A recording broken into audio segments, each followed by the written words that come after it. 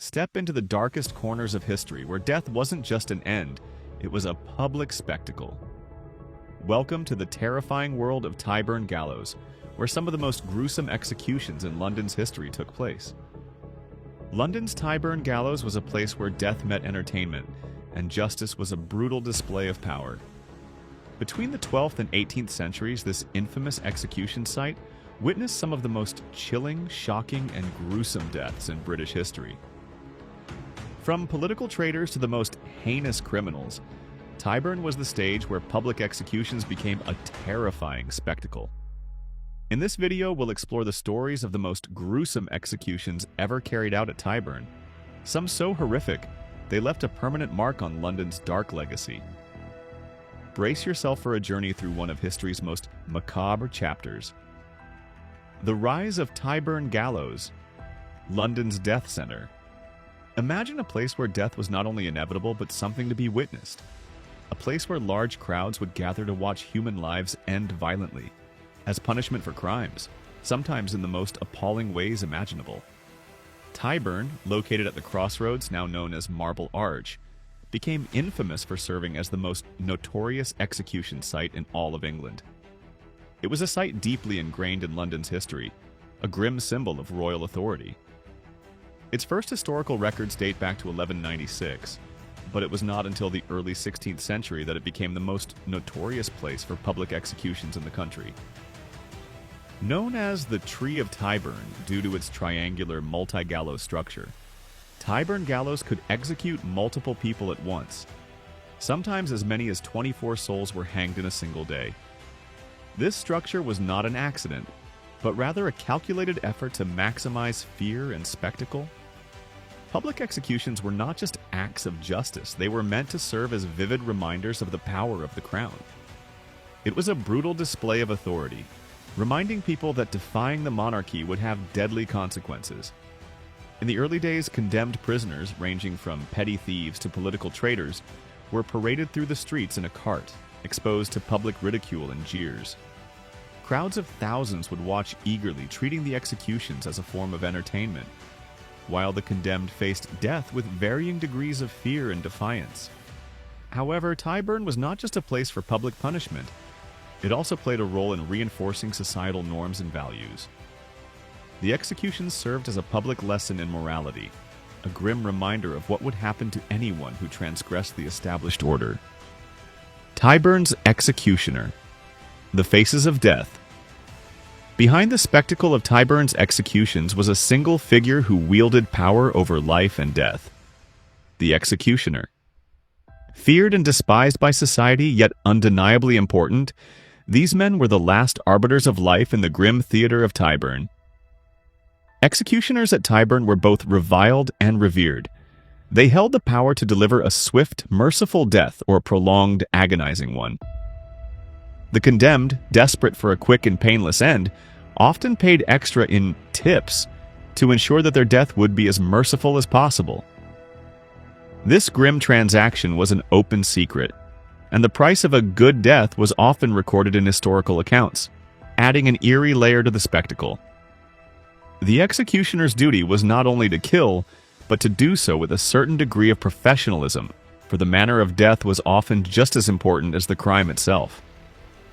Despite the significant role executioners played, they were social outcasts, shunned from regular society, and forbidden from most forms of work. However, when execution days came, they became something of grim celebrities. Their reputation was built on fear, fascination, and a deep association with state power and human mortality. The executioners became iconic figures in London folklore, forever linked with Tyburn's bloody past, often remembered as both villains and necessary figures in the ruthless machinery of justice. The most horrific executions in Tyburn's bloody history. While Tyburn hosted countless executions over its long history, there were certain events that stood out for their political significance or sheer brutality. One of the most infamous incidents was the posthumous execution of Oliver Cromwell. In 1661, after the restoration of the monarchy, Cromwell's corpse was exhumed and publicly hanged in Tyburn as a display of power and vengeance. This was no ordinary execution, Cromwell's posthumous hanging was a stark message from the monarchy to anyone who might defy royal authority, showing that even death could not protect a traitor. Cromwell's head was then severed from his body and displayed on a spike above Westminster Hall, as a chilling reminder to those who might contemplate rebellion against the crown. Yet, Tyburn's execution history wasn't just filled with high-profile political figures. Many women in particular faced horrific punishments that underscored the inequities of society. One of the most notorious examples was Elizabeth Brownrigg, who was executed in 1767 for the brutal abuse and murder of her servant, Mary Clifford. Brownrigg's crime shocked London. She had subjected the young woman to prolonged torture and starvation, and her execution sparked widespread public outrage. It also ignited debates about the treatment of domestic servants and apprentices, revealing a dark side of Georgian England's domestic system. Another particularly gruesome case was that of Catherine Hayes, who was burned at the stake in 1726 for the murder of her husband. As a woman convicted of petty treason, Hayes faced a unique and horrifying punishment, being chained to a stake, surrounded by kindling, and set ablaze. This method was meant not just to kill the condemned, but to obliterate the crime's legacy, a fate reserved for women who murdered their husbands.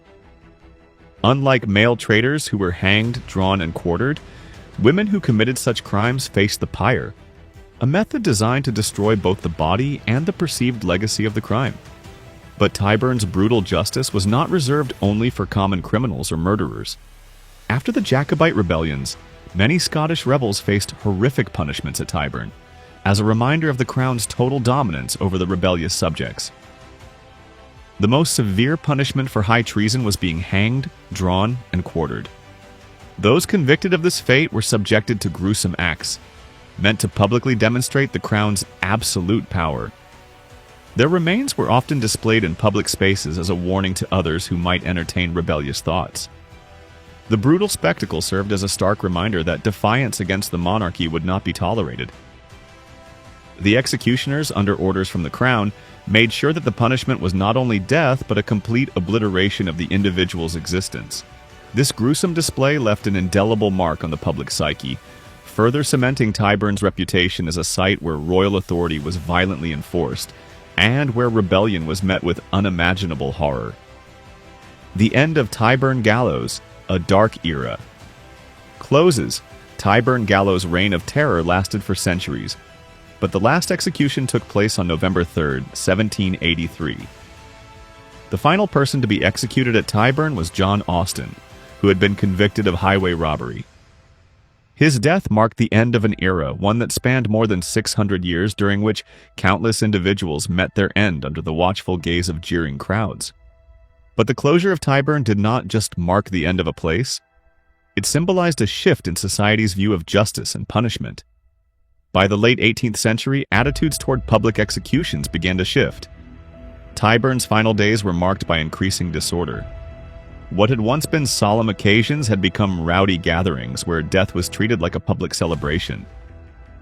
Food vendors and drunken crowds turned the executions into a carnival-like atmosphere, leading social reformers to criticize the brutality and the spectacle surrounding the executions.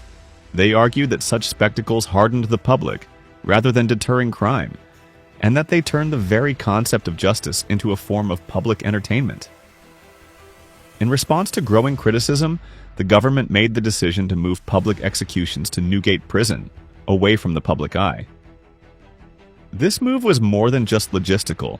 It was symbolic of the growing desire for a more civilized form of justice. The closure of Tyburn marked a turning point in British legal history, as public punishment began to evolve into a more private affair, reflecting changing social attitudes toward cruelty and public spectacle. It also came at a time when ideas about human rights and the dignity of individuals began to challenge the notion of death as entertainment. The changing attitudes were also influenced by broader European Enlightenment thinking. Intellectuals began to advocate for a more humane form of punishment, one that respected human dignity and sought rehabilitation rather than public humiliation. The role of punishment in society began to be questioned, and the public spectacle of executions was increasingly seen as both inhumane and unproductive. Yet, despite the closure of Tyburn, public hangings continued in England until 1868, showing that change was slow, and the legacy of public executions would endure for decades. Tyburn Gallows had been a stage where death was performed for all to see, a grim reflection of a society that sought to control through fear. Its closure marked a shift toward a more merciful approach to justice, but the echoes of Tyburn's bloody legacy would linger long after the gallows were dismantled. Tyburn Gallows was more than just a site of execution. It was a powerful tool of control. It was a place where royal authority was displayed through the violent ends of condemned individuals, a spectacle that defined fear, power, and control. Tyburn's bloody legacy left a lasting mark on London's history, reminding us of a time when justice was wielded as both a punishment and a performance. As the gallows fell silent, they became a symbol of a changing world, one that sought a different, less brutal path for administering justice. The executioners of Tyburn, forever entwined in the dark history of London's past, remind us that the line between justice and spectacle is often blurred, and that the true cost of power is measured in blood. Thanks for watching. Don't forget to like, comment, and subscribe for more chilling stories from history's darkest corners.